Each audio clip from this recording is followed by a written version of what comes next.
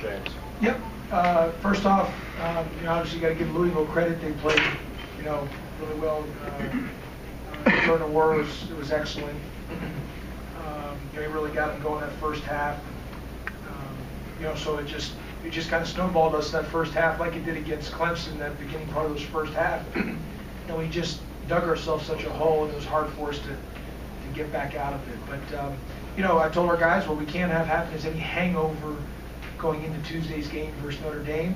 Okay, it's a tough loss, but it only counts one in the loss column. So we got to be able to get ready to get bounced back on Tuesday versus a very good Notre Dame team. Jose was out due to his groin. Will he be back?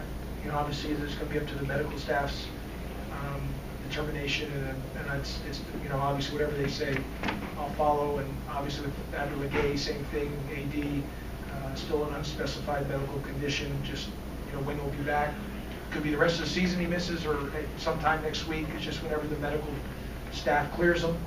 And obviously Brandon's just day by day regarding a personal issue. So, but we'll keep grinding it out and figure out a way. And this was just a tough week for us. And when you give guys like a Reed from Clemson or Nowara from Louisville, let them get some confidence going early. The basket ends up being like you're shooting into an ocean standing on a pier, and so it's just one of those things. So we got to bounce back, and we'll practice tomorrow, Monday, and try to be ready to go on Tuesday. Do you feel like their defense set the tone for the beginning of the game and what happened later? No, I mean we were getting stops. We just couldn't score. Just could not score. We missed some free throws. We just could not score. Missed a couple layups. Had some open threes. We just didn't have the ability to score. We really struggled scoring, and this obviously wasn't the first time this happened to us this year, but we really struggled scoring. And obviously prior to the Clemson game, our thought process was with James and AD, we were just going to try to play smash mouth a little bit and keep going inside. And so we've had to adjust this week, and because I felt with AD really coming along, those two together, so it was going to be good basketball and hard to guard us. And AD could play, obviously, defensively on the perimeters. But so we've had to figure it out a tad bit, and we've been just, unfortunately, a little bit struggled scoring in both games this week. Turnovers and free throws continue to kill you on both ends. Yeah, our turnovers are it's disappointing because we spend so much time on that. And James has to be better at executing on some of this stuff with when he's handling the ball. But and free throws, I don't know if there's a team in the country that shoots and that works as hard at free throw shooting as we do, and or like pivoting. We shoot a lot of free throws. And maybe we shoot too many in practice. I don't know. I don't know why we're missing them. It's a little frustrating. But you're in the ACC at this level. You got to step up and make them. Josh, it seemed to me in the first half in particular, and James, I'd be very curious for your thoughts also. You weren't moving off the ball. You weren't creating open shots for each other. Whereas in the second half, like you were finding colors a lot more. And I'm curious how you felt the difference was between the first. Well, I'll answer it, and you can answer, James. I just felt, I think not having Jose obviously hurt our team. And this is not an excuse. I think there was a lot of pressure on Mike DeVoe, and I think there was, just like I feel James is better when AD's next to him, or bigger, I feel Mike's better when another guard is next to him. And I think he struggled a little bit today in that, and that's just part of the maturation. And he's a freshman, and he's thrust into that, and putting a lot on his shoulders in a game at this magnitude. And so I just think we got a little stagnant. But I also think part of it is we went such a long spell of not being able to score, and we're looking at Mike to help us kind of get through it. And that's just part of his development, his growth. He'll be better for it. He'll be better for it on Tuesday. He'll be better for it in the long run. He'll obviously be better for it in the next 3 years after this. So this is all part of it, and he's just being a lot on his shoulders early in his career. James, if you want to answer, go ahead, James. Personally, I just feel like Coach said, man, we've been putting in a lot of good stuff.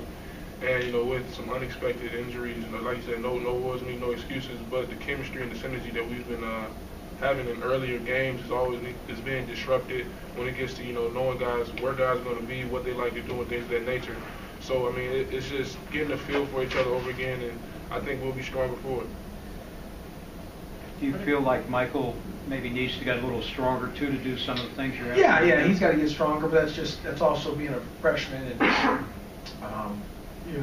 he's going to be a really good basketball player. You know, Michael's a phenomenal young man, and he's going to be really good for us. He's a freshman, and as I've said many times, we got to get old to stay old. I mean, he was playing against grad transfer seniors, fifth-year seniors.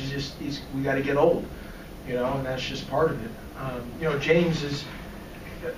James's key thing, as we've talked about many times, is consistency. But even for James, I mean, he's a junior. I mean, so he's going to have a little understanding better than a freshman. It's just part of it in college basketball, especially for Georgia Tech. I truly believe in the vision of we got to get an old roster and stay old.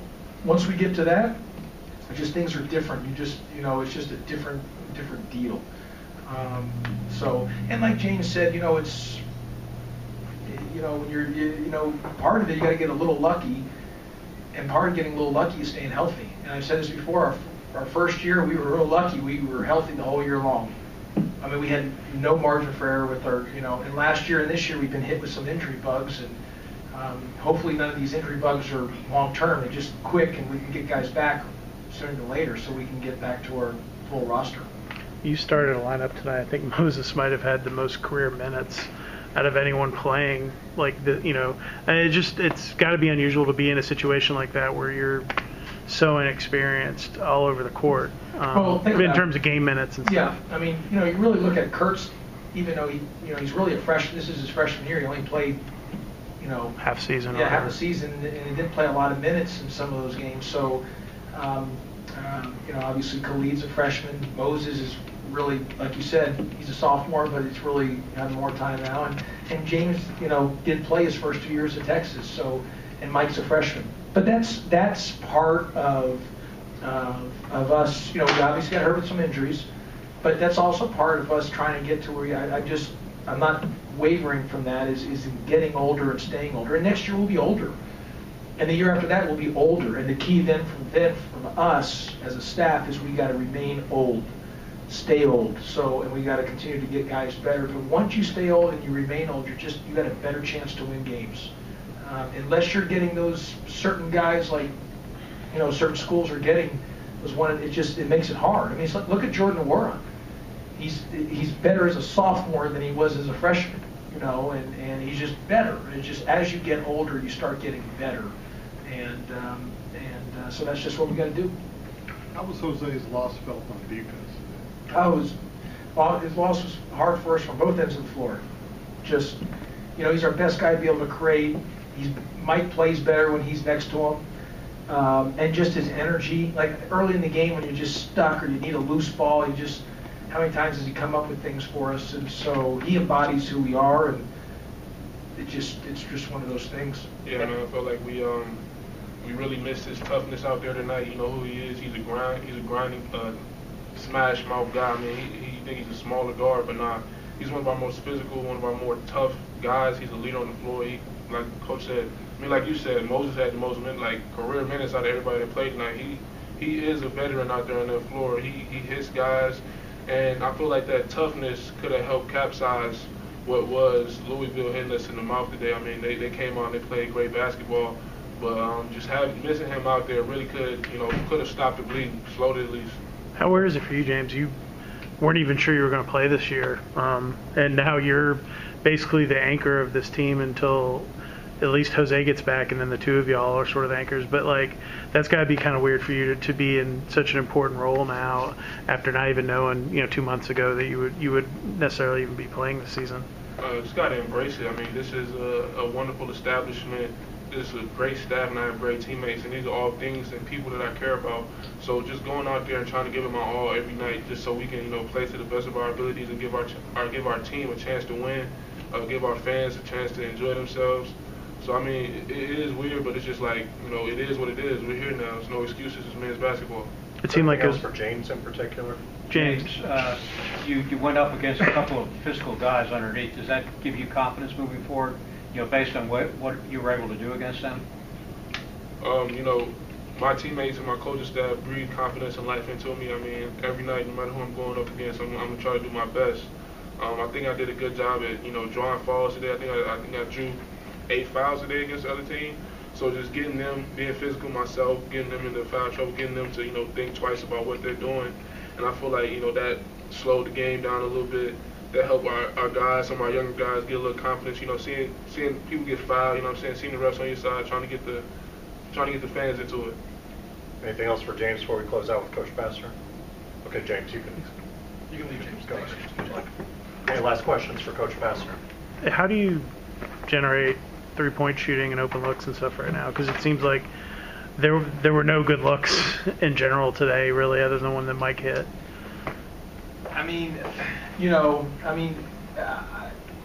couple things. One is, like I said, going into Clemson, our plan was we were going to just play two posts and go right at it with those two, him and AD. And so without that, we've kind of had a little bit of adjust a little bit. And then we did practice on Thursday. I had to give the guys off either Thursday or Sunday, so I gave them off Thursday, hoping maybe recovery with some guys. And so we're just going to right now our best way to score is trying to get the ball inside the paint. That's what we did against Syracuse. We did settle for threes.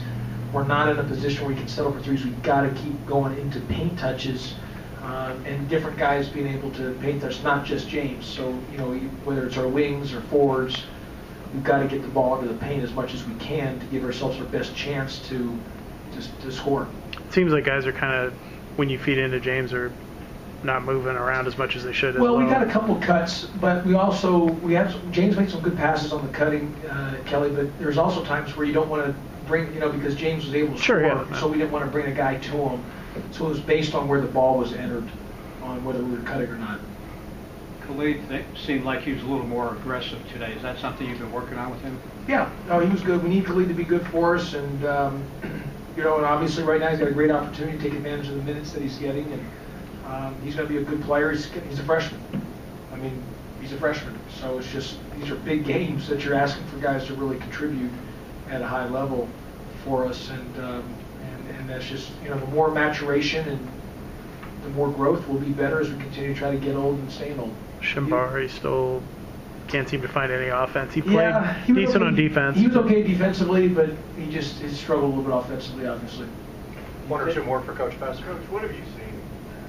What do you think Louisville is doing that's created some of the challenges the last 3 weeks for other teams? What has been difficult about it? Well, Chris Mack's done a great job. He's a very, very good basketball coach, and Jordan Orr is a really good basketball player. We recruited Jordan. We really wanted him, and he wasn't highly recruited. What was interesting is Rick Pitino offered him in the fall. He didn't offer him in the summer, and not a lot of schools had gotten on Jordan. And but I thought he was going to be really, really good because he could really shoot and knew how to play.